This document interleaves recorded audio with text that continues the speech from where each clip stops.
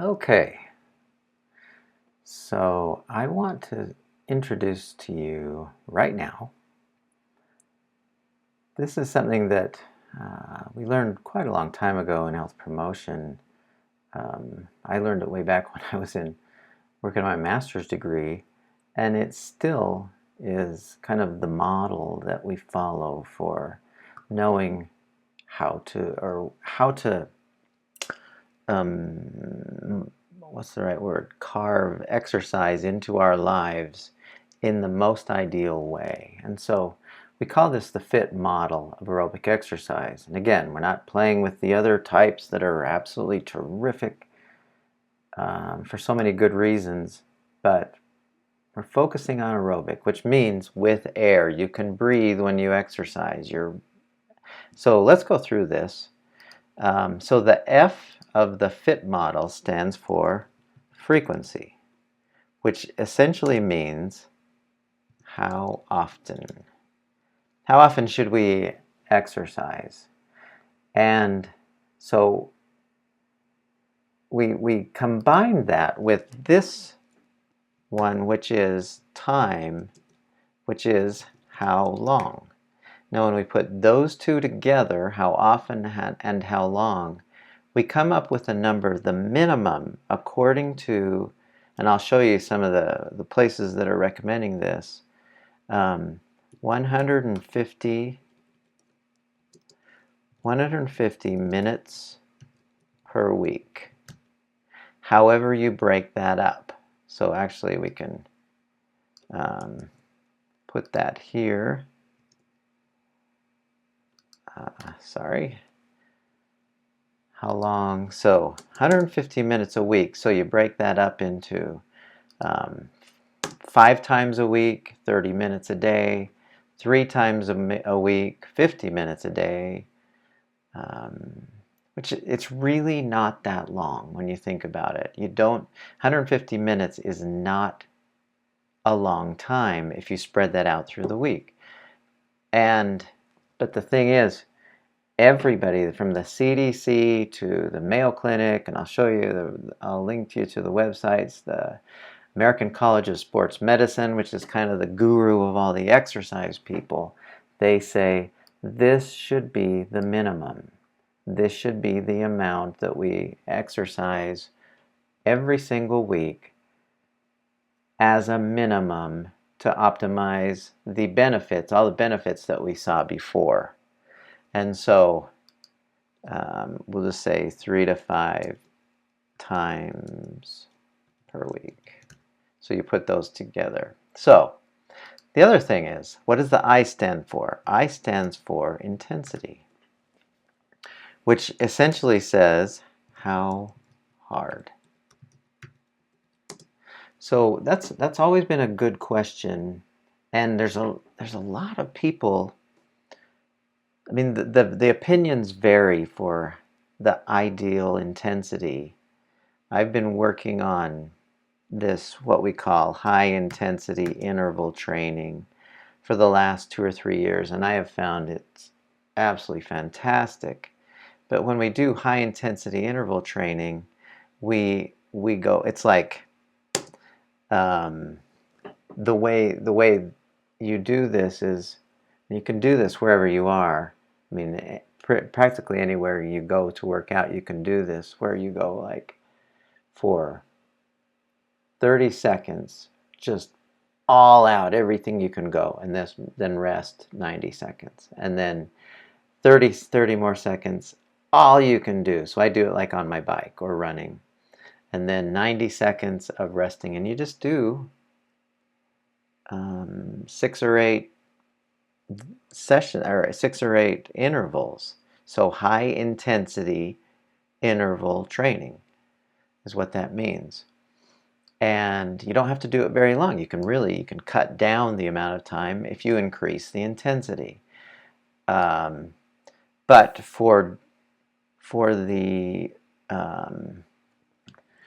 benefits that we talked about earlier, what we're looking at is there's a lot of different equations, a lot of different formulas for coming up with I remember with what's the right intensity. I remember when I was younger, you'd do 220 minus your age, and then 60 to 80% of your maximum, 60 to 80% of that was your kind of exercise range, 220 minus your age, which was pretty good. I found another one that I really like a lot, and it is essentially, and this came from an exercise physiologist. I forgot the guy's name. He wrote a book, big old thick book on exercise, just really fascinating book. But his research showed that the ideal intensity for aerobic exercise is 180 minus your age. That's kind of the maximum heart rate for heart rate. So if you are 20, for example, if you are 20, then your maximum heart rate should be what? 160, right? 180 minus your age. That's the maximum that your heart rate should go to. And then you just kind of stay within 10 beats of that maximum. So you try to maintain a heart rate that is between 150 and 160. And I have found this to be really, really accurate. When I go to 180 minus my age, when I go over that, then I start going anaerobic. I get out of breath, but if I stay under it, then what I found is that I can almost go for as long as I want to. And the other cool thing with that is when I go at that pace, I get injured way less often. Little injuries rarely happen. I used to get injured quite a bit because I would go too hard. My body didn't like that I would go too hard. I played a lot of basketball. I used to play a lot of basketball. I don't as much anymore. But I found that I'd hurt my knees, I'd hurt my ankles, my calves. I was forever straining muscles. But when I go to this 180 minus my age and stay within 10 beats under that, it's like you just feel great. And you can just tell that you're in that zone of that aerobic, get all the benefits zone. So what's this last T? The last T of this FITT model is type, which means, what do you do? And that goes back to that same question that we asked before. What's the best exercise? So the answer to this one is whatever you'll do. And there are some exercises that lend themselves. Weightlifting doesn't really help with the aerobic with our aerobic capacity. But it's a wonderful thing, and they found especially people who are aging, weightlifting may be as important as aerobic exercise for maintaining good health. Yoga is one of those things that are wonderful, but I wouldn't put yoga as an aerobic type of exercise. You can't get a high enough. Some people think they can, but I don't know if you can get a high enough heart rate to get all those benefits that we talked about earlier with yoga. And yoga is wonderful. We'll get into yoga in a future class. Then the other, the higher intensity stuff. Again, it's hard to stay aerobic. It's great for you, but we want to first get what that Dr. Olson told me when I was in that class many, many years ago, and I've never forgot it.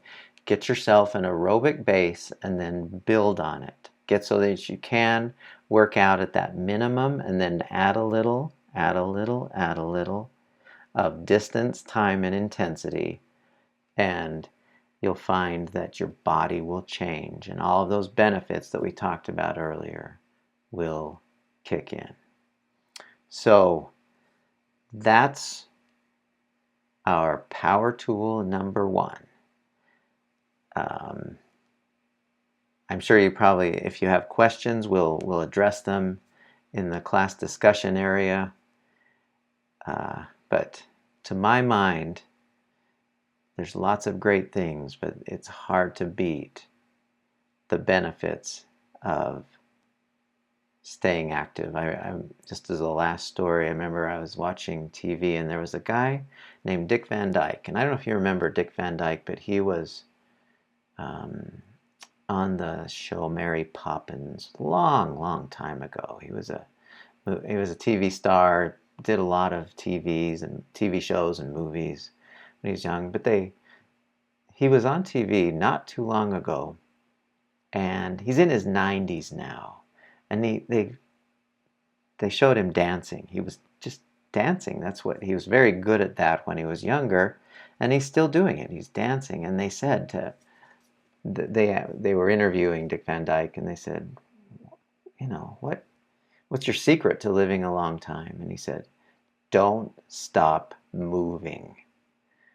And I'm with him on that. The people who I know who are getting older, and I'm in that category of getting older, as soon as they stop moving, they start declining. And it's not that hard to do. But it can make such a huge difference that it's worth whatever sacrifice it takes to get yourself off the couch, put your running shoes on, your whatever shoes on, get out the door and move. So with that, we'll call this a day. I hope this was beneficial and helpful for you. It's great for me to remind myself, to remotivate myself. So we'll see you next class.